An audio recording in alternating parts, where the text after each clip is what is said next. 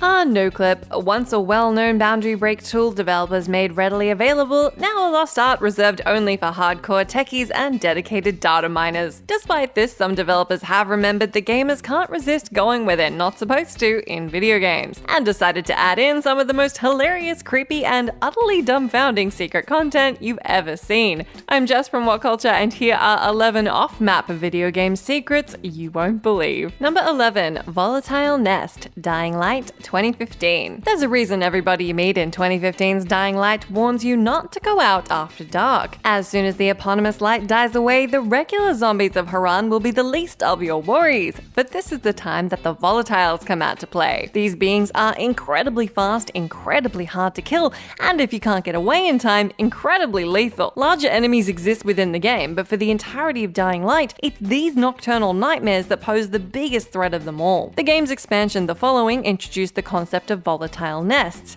which are where the creatures retreat to during the day. However, one such nest does exist in the main game too, if you look hard enough. Really hard enough. In a side corridor of an abandoned tunnel is a locked room, and trying the door will cause a volatile to leap up at you and try and claw its way out. By no-clipping your way through, you'll suddenly come face to face with the biggest horde of volatiles you'll have ever seen up until that point. They don't attack you, but if you played the game and seen firsthand the danger that even one of these guys can do, the scene is absolutely an unsettling one. Time to grapple the heck out of there and go foraging in some more skips, I reckon. Number 10. Cult of WELLIES, INFRA 2016. An engineer in a structurally unsound city investigating damage while encountering fiendish puzzles and eerie paranormal events? Sign me up! Yep, in a unique mashup of Myst and Fatal Frame, your job is to photograph hazards and suspicious activity and staying alive while doing so. Navigating crumbling abandoned buildings certainly lends the game a creepy vibe, so maybe running into some cultist activity isn't completely out of the question. But is it the kind you've come to expect from horror games? No siree! Using the no-clipping tool once again, travel up through an impassable trapdoor on the ceiling of a small room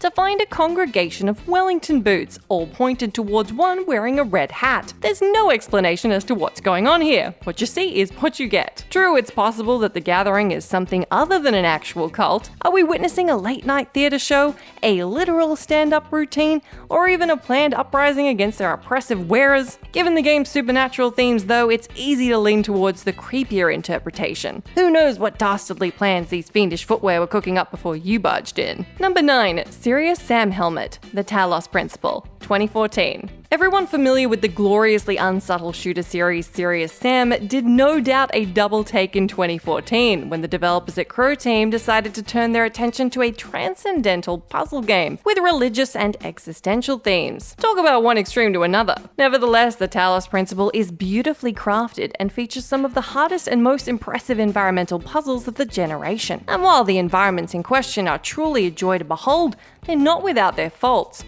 that can be easily exploited. In an early puzzle of the Sandy Area B, the player is able to leave the map in one of two ways. The first involves hopping on top of a force field barrier, while the other requires you to squeeze through a window by placing a box underneath it. Both ways lead you out into the open desert, and following the wall along will eventually take you to a strange helmet half buried in the sand. This is the standard pilot helmet from Serious Sam, the type of reference you just knew KROTCHY'S couldn't resist slipping in. Are these games in the same universe then, or is this simply a funny in-joke for compulsive game breakers? You decide. Number 8. Dark Souls Bonfire, Battlefield 1, 2016. It wouldn't be World War I without wide open fields in the middle of nowhere, now would it? And with wide open fields comes vast rural terrain for the developers to hide quirky little secrets in. Amazing then that they decided to go with the area around the outside you're not supposed to be in. This Battlefield 1 Easter egg is located just outside of the playable area. You'll know you're there when the screen turns a murky sepia color, off the main road and amongst a small group of trees. Then you'll find a bonfire with a sword stuck down into it, creating an obvious resemblance to the iconic bonfires of the critically acclaimed series Dark Souls. This is certainly not the first game to include a Dark Souls reference,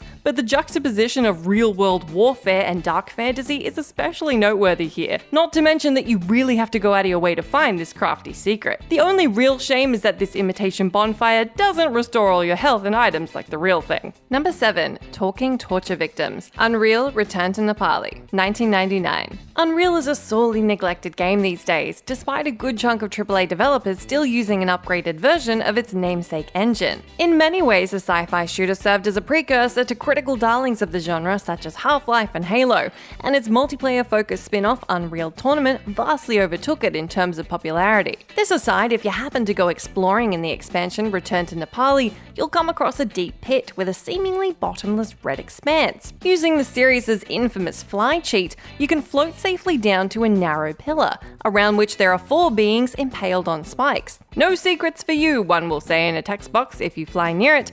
Another asks, why me? While the third, lamenting the pointlessness of his being stuck there, simply says, I'm in a lot of pain and I failed to see humor in any of this. Bet you feel bad now, eh? That'll teach you for poking your nose where it shouldn't be. Number 6, Morrowind and CYRODIIL, The Elder Scrolls V Skyrim, 2011. With every Elder Scrolls game, the continent of Tamriel just keeps getting bigger and more fleshed out. 2011's entry introduced the snowy region of Skyrim, which makes for a huge open world stocked to the gills with enough hidden goodies to sate even the antsiest of explorers. But did you know that Skyrim isn't the only province available to you in the Elder Scrolls V? In possibly one of the most rewarding uses of the no-clip tool in recent times, the player can travel far beyond the normal boundaries of Skyrim's mountain ranges, and if their coordinates are right, yes, it's that accurate, they may just stumble upon virtually the entire region of Morrowind. It's not textured, of course, and you can't walk on it, but there it is in all its nostalgic glory, exactly where it should be according to the geography of Tamriel. If that isn't enough for you, you can even find a part of CYRODIIL too. The setting of the Elder Scrolls IV Oblivion is much the same state as Morrowind, though with the added bonus that the iconic white gold tower is partially visible here.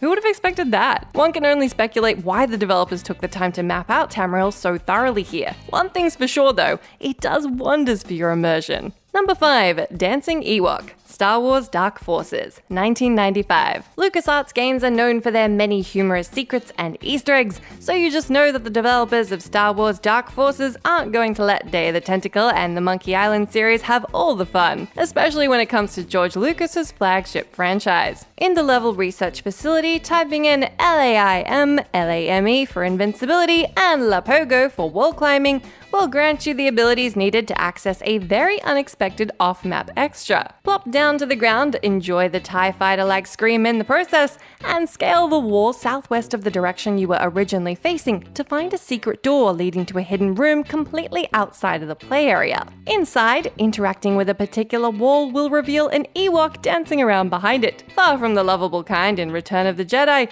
this guy will mock you by sticking its tongue out at you and bulging its eyes in the most creepy and unnatural way. Thankfully, to get back at the little sod, you can simply blast 7 bells out of him and he'll stand there forever after, charred to a satisfying crisp. Number 4, Wheatley, Team Fortress 2, 2007. The character of Wheatley is one of Portal 2's most unexpected strokes of genius. Ironically, of course, given his purpose as the dumbest moron who ever lived. Everything that voice actor Stephen Merchant comes out with is pure improvisational gold, and oftentimes you might find yourself lingering about in a test area just to hear the chatty personality core finish his piece. So memorable was this character that in 2015 a community-made map, PD Watergate, was added to Team Fortress 2, containing a rewardingly nostalgic hidden Easter egg in homage to him. By clipping over the top of a pile of boxes against a wall and floating down, you'll find a flattened version of Wheatley, featured in-game already as the AppSap weapon. And by shooting it, the model will begin to spew out some of Merchant's most hilarious lines from Portal 2. There's not much more to it than that, but hearing those lines come from Wheatley himself away from his main game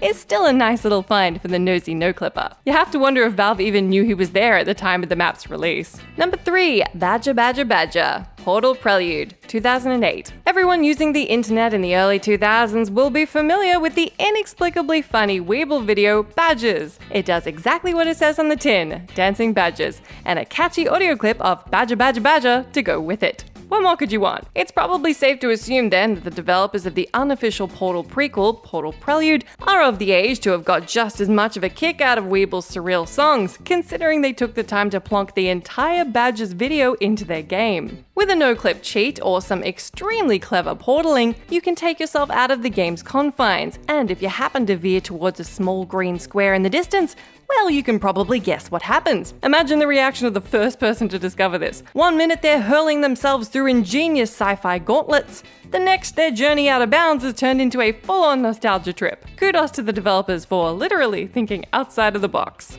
Number 2. Matrix Lobby, Double Action, 2014. Sometimes the most elaborate video game set pieces are completely inaccessible by conventional means. The effort some developers go to just hide something in their games is truly staggering, and when that something happens to make reference to one of the greatest sci-fi movies of all time, count us in. In Double Action, the handy no-clip tool comes into play once again. If you float down a particular lift shaft and steer yourself over to the side, a huge hidden room gradually becomes visible. You'll immediately spot the words Double Action Boogaloo on the floor, but that's not what makes this secret worth your while. The room is virtually a carbon copy of the lobby that hosts the most spectacular gunfight in the 1999 epic The Matrix. Knowing this, aren't you tempted to channel your inner Neo and start running up walls, dual pistols screaming and long coat billowing out behind you? Well, you can't. But it's fun to pretend at least. It must have taken ages to develop this stylish hidden area. It's almost a shame it didn't make it into the main map. Number 1. KROTCHY'S Colosseum, Postal 2, 2003. Postal 2 is a game notorious for its graphic violence and all-round controversial nature. With this in mind, maybe you'd expect there to be a ton of off-map secrets dotted around the place, away from the eyes of naysaying critics and reserved only for its true fans. And sure enough, there are, but I highly doubt you'd find this one without the wiki. First off, you can only access this Easter egg on Friday of the in-game timeline. When you get to a stepladder in a brightly lit corridor, your goal is to try and shunt it over to the other side of the room.